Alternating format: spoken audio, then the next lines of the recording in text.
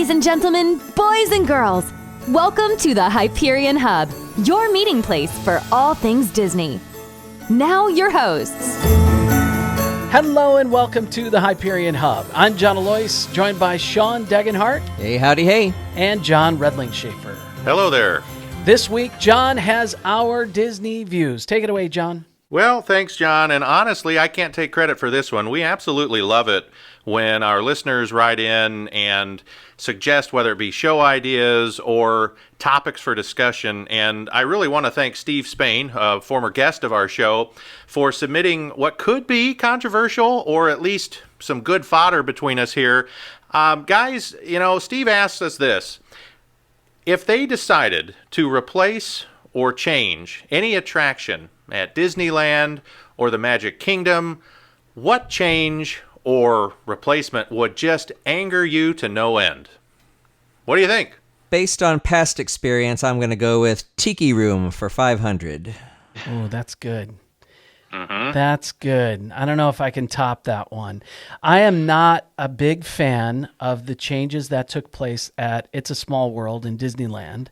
I don't really think the Disney characters were needed in there, and I hope they don't add them to the Walt Disney World version.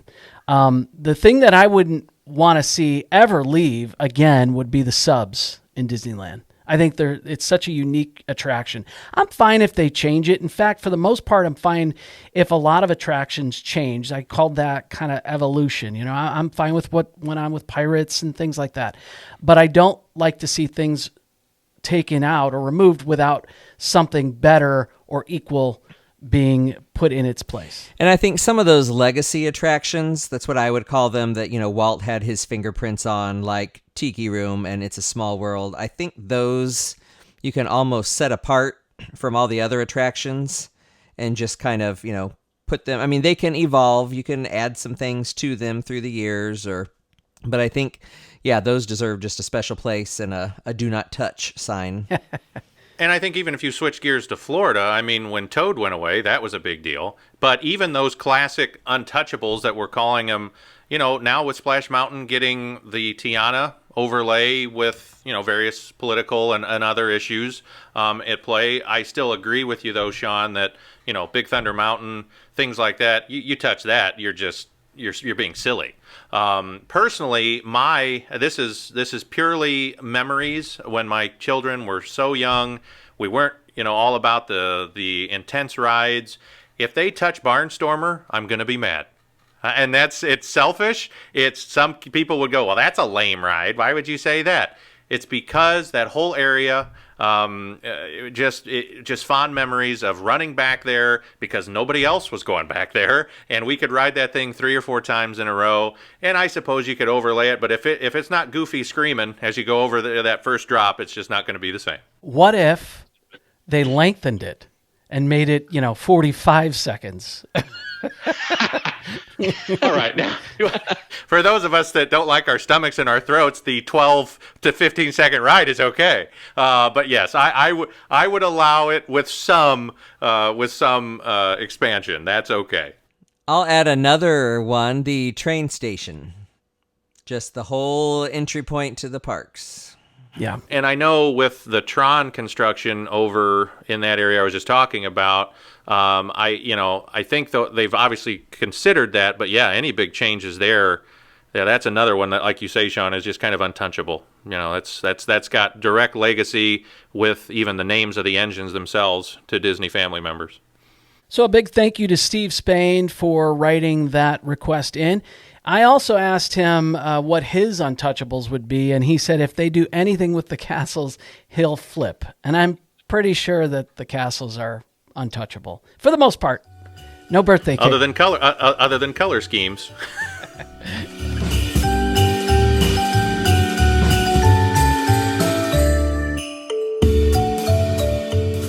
All right, it is our special Disney Christmas episode this week, and we are going to just give you our favorite things about Christmas involving Disney. And why don't we start off with the parks? Who has something for us? Well, I don't think you can start any discussion about Christmas at the park without mentioning Mickey's Very Merry Christmas Party. I think all of us have done that, right? Yes. Yep, we have as well. All right. Well, I'll let you all talk about your favorite parts, but I can't state this enough. The opportunity to have your photograph with all of the seven dwarfs was perhaps one of the biggest thrills that we had as part of that opportunity. It's a special ticket event, usually with extended hours, 7 to midnight, 8 to midnight. But the beauty of that is you can actually get in earlier, and that's what we did. We actually got in line knowing where the seven dwarfs were going to be during that overlap period, had dinner standing in the beautiful Florida. It wasn't as hot, but we were sitting in the Florida sunshine, waiting in line for about an hour and a half. And sure enough, just right at 7 o'clock, here they come. And one of my favorite memories is Sleepy actually falling into my father-in-law's arms because he was playing a very good part of Sleepy. And we have wonderful photographs. I know there's plenty of other things that party offers, and so I'll turn it over to you guys. But I just couldn't let us start without mentioning this party. Yeah, the first time we visited at Christmas time was two years ago. We were there in November of 2018 and so excited about the Christmas party. We had kind of taken it easy the day before, or that early morning and afternoon. You know, we did Disney Springs and just had a restful afternoon. And then we got there and, you know, I'm the planner, so I'm trying to figure out, okay, I want to see this and I want to do this, and you know, had it all figured out that we would wait and see the second parade on the Once Upon a Christmas Time parade. That was not a smart move because I was not thinking of having 4 kids, many of whom were very tired. And I distinctly remember sitting at Casey's corner with a tired wife, yelling, cranky kids, and my parents. And I remember my wife saying, "You stay for the parade. I'll just take them back to the room." And if your wives ever say that, it is a trap. Yep. Do not do it. So I have yet to see the Christmas parade, but I think it was worth it for our marriage. You know, we're still married now 2 years later, and we will eventually, hopefully, get to see that parade. But yeah, love.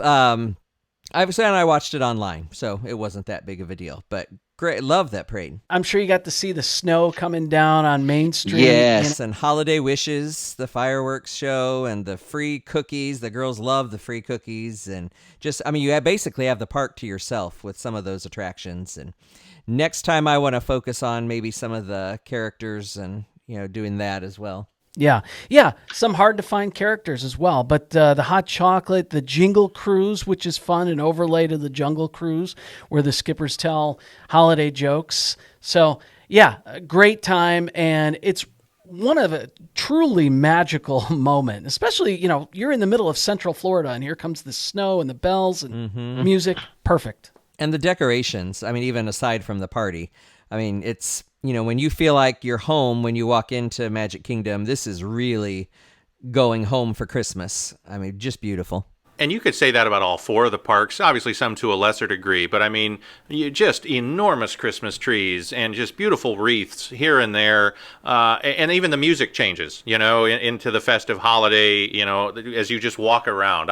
It's truly magical, I agree. And not just the parks, but also in Walt Disney World, you can, you know, normally in normal years, you can see giant Christmas tree in the lobby of the Grand Floridian Hotel, along with the huge gingerbread house. There are decorations at all the many resorts. At Disney Springs, you can see Santa Claus and go on a Christmas tree stroll. So lots to do in Walt Disney World. How about the candlelight processional at Epcot? Have you guys done this? I have not. I have wanted to. I mean, as a musician, I just want to. I've heard recordings of it, and it just sounds beautiful, but we've not been able to do that. John? Yeah, the kids have pretty much been younger the moments we have been down there for Christmas time, but we will watch at least one episode that they do. Usually in normal years, they'll broadcast one.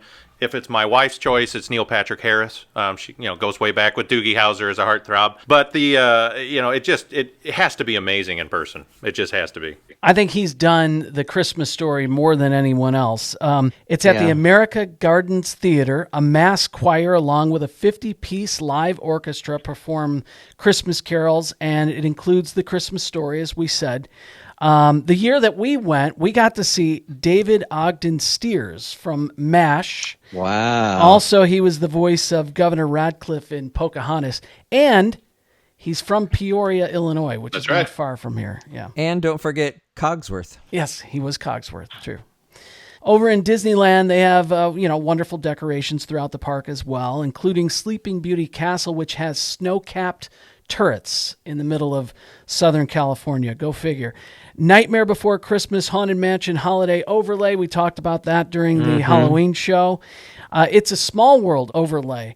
The exterior gets a lights makeover, and the song, It's a Small World, is mixed with holiday carols. So lots of fun there, too. Let's talk about the Disney shorts. Some of the classic shorts involve The Night Before Christmas from 1933, Santa's Workshop from 1932, which is on Disney+, Pluto's Christmas Tree from 1952, and Walt had stopped voicing Mickey by this point. It was Jimmy McDonald. One of my favorites is also on Disney+. It's called The Small One from 1978. It was released with the re-release of Pinocchio. It's about a boy in Nazareth having to sell his longtime pet donkey.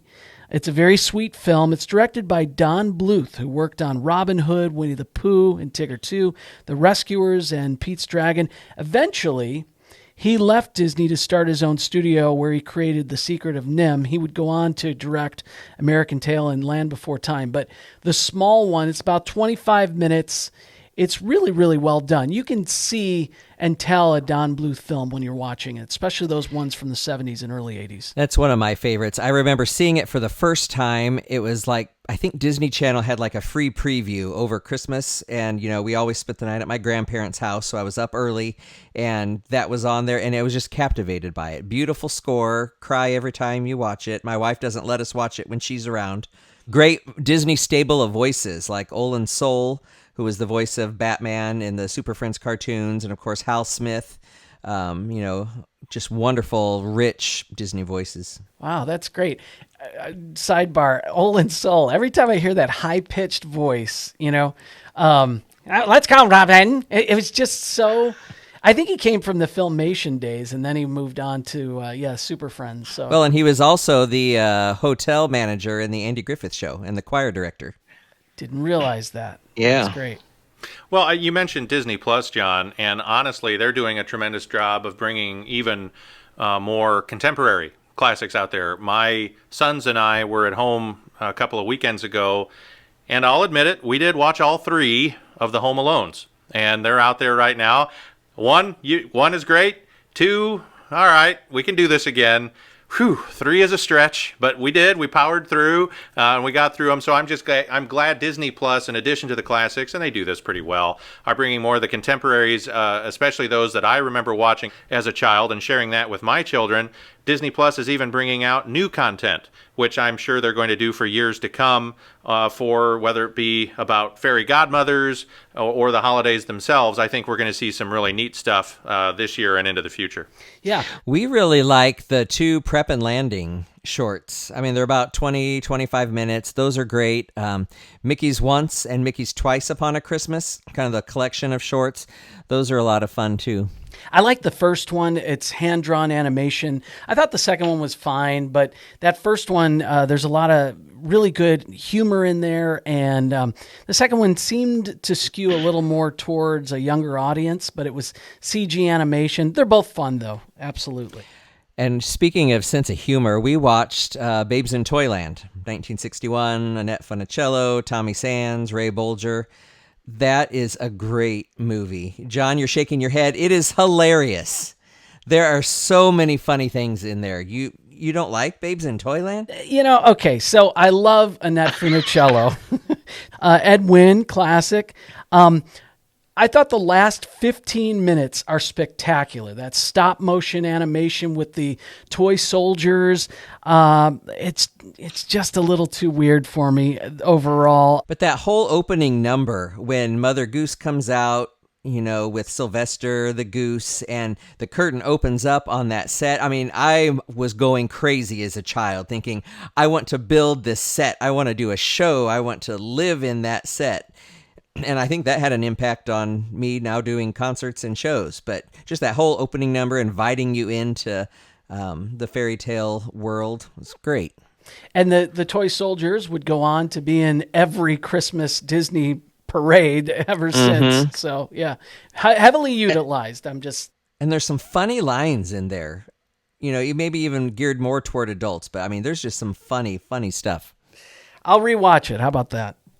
Of the new Disney Plus shows, or movies, if you've seen Noelle, we like Noelle. Yes, I like that one. Yeah, my wife loves that one. It's becoming a classic for her quickly. You mentioned Home Alone. That's a Fox film, but now they can dip into all these other properties as well. So that's great. One Magic Christmas from 1985. That's on Disney Plus, starring Mary Steenburgen, who I think is in like 100 Christmas movies. You watch a Christmas movie and she's in it. I watched it for the first time this year, and Sean, you said you loved it. It can be really sad at times. It's very sad. I mean, you don't want to watch it if you've had a bad day. It's a Wonderful Life kind of feel to it, though. So yeah. It was good. Well, and we've talked about the Mickey's Christmas Carol a few episodes ago. And then, of course, there's Muppet Christmas Carol, which was one of the first, I think, Disney-Henson partnerships in 93. That is actually the last movie I saw at the Valley Forge Cinema here in Washington, Illinois, before it closed down. I was a senior in high school. Our girls love that.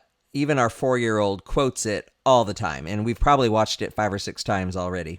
Yeah, well, include me on the loving it part. Directed by Brian Henson, Jim's son. Michael Caine is Scrooge. It's outstanding. Kermit is Bob Cratchit. You know, all these Muppets fill in key roles, of course. It's filled with typical Muppet humor. The music, very memorable. Is outstanding. Paul Williams, classic Muppet songwriter. Yep. And, of 70s fame. My favorites, It Feels Like Christmas. And the title song, Scrooge. Great opening musical number. And Gonzo and Rizzo are just fantastic as your hosts. So, and then turning the corner is the Jim Carrey CGI Christmas Carol, which is far darker tone, but still, I mean, it got some neat stuff in it. Yeah, some consider this to be the most accurate to the source material out of any film produced. It's like you said, it stars Jim Carrey. Many roles he plays, but he's Scrooge mostly. It's directed by Robert Zemeckis.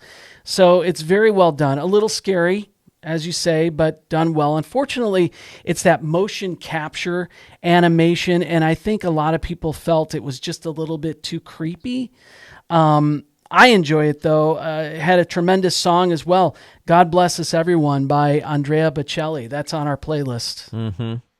Our girls like to listen to the overture from that in the car, and they're done with listening to it after that, because it's just a great, great overture. Wonderful score from Alan Silvestri, who, of course, did a lot of the Marvel movies. Yeah, he's done a lot of stuff. Christmas ornaments are another big part of our Disney experience. Whenever we're down there, we always, pick out a family ornament and usually get the girls their own ornaments as well. And of course, that Christmas store that's there in Disney Springs year-round is just a wonderful place to get in the mood, even if you're there in the middle of July. Well, and there's actually one in Magic Kingdom there, too, over on your way to Liberty Square. Mm-hmm. And, yeah, for some reason, my wife's Christmas radar just draws her that direction every time. We might be trying to head over to Haunted Mansion or over to Frontierland, but we just have to swing through, and, man, it's cool. It is. And don't forget that, especially the one over at Disney Springs, if you're staying there, they'll personalize those ornaments for you and ship them over to your hotel. I mean, it's just a wonderful way. Yeah, you can buy date-specific stuff, or you can just have the kids pick, their favorite character. Maybe mom and dad want to pick their favorite character, especially if it's the Three Caballeros and a 75th anniversary ornament that Sean may have asked me if I already had, and the answer was yes. Yeah, but it is. I agree with you 100%, Sean. I mean, there are always going to be shirts and foods and things like that, but the ornaments, we have fun every year taking those out of the tubs and picturing which trip it was and the memories we have from each of those trips. And even outside the parks, the Hallmark partnership, those Hallmark ornaments are wonderful. I mean, we've got, the Partners ornament from a few years ago. This year was Mickey piloting a Jungle Cruise boat. The Sorcerer's hat from Fantasia. We just love those as well. Another book that listeners might enjoy from Jeff Curdy, I think it came out a year or two ago, is the Disney Christmas Card book. The studio was kind of known for sending out these beautifully illustrated cards, and he did a lot of research in this. He shows pictures of all the cards, dimensions, who did the artwork, history of the card. There's some neat inserts, little collector pieces in the book, and it is published by Disney Editions. So it's a great collection. Look that up. Guys, a tradition in our house, the Disney Parks Christmas Parade. It's aired on ABC almost every year since 1983. In 2000, there was a Christmas Eve special instead. It's probably our longest standing tradition in our house anyway, besides, the Christmas Story on TBS, which airs for 24 hours. It takes place in Walt Disney World in Disneyland. There are some segments that include the parade, only a few segments, unfortunately. It's not the entire parade, but it is spectacular. Those musical performances from most of the American parks. There have been many hosts, but none more than Regis Philbin and Kelly Ripa. There are some touching stories that include family features and things like that. It's awesome. Despite the pandemic, by the way, there will be a show this year that will include highlights from past parades and shows, and probably some at-home performances is what I'm guessing. Neil Patrick Harris opened one year, and you need to look it up on YouTube. It is perfect. Everything about it. I wish every single year opened with this much energy, but it's a musical song and dance, and it takes place throughout the entire entrance of the Magic Kingdom. Yes, I saw that. I remember. Yeah, that was amazing. You guys been talking to my wife? I get it. Neil Patrick Harris. He's cool. All right, move on. All right. Big Disney guy, big Disney fan. No, and honestly, I think it's a tradition in our house, and even during this year, right after Thanksgiving, they have a Christmas sing-along episode now that they've been doing on ABC as well. You might as well get used to the fact that ABC also has Dancing with the Stars, because that's usually who seems to be staffing most of these events here this year. But that's okay. It's still entertaining, and it's even if you're doing stuff as a family, putting ornaments on the tree, it's nice to have that in the background. Yeah, so entertaining. But it aired after Thanksgiving. You're telling me you didn't put your tree up till after Thanksgiving? Is there a strict rule? There usually is, and we did start earlier this year, but I will say there are so many ornaments, we could still be putting them on up through Christmas Day. I like to get the boxes out of the way second week of November, but I have to say my wife does most of the decorating, like 90% of it, and our house looks beautiful. So we like to start early. Otherwise, we're spending all of December getting everything up. I usually do all the getting stuff out and putting stuff up, and then my wife goes through and does her magic wand to clean up and tweak, and we don't need to cover every square inch, she says. She pluses it. Yes.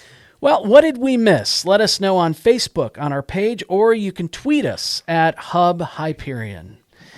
Well, guys, that's going to do it for our show. I just want to say Merry Christmas and Happy Holidays to everybody. Guys, it's been a fun. I'm looking forward to even more exciting episodes in 2021. Happy Hanukkah to my family in the Middle East.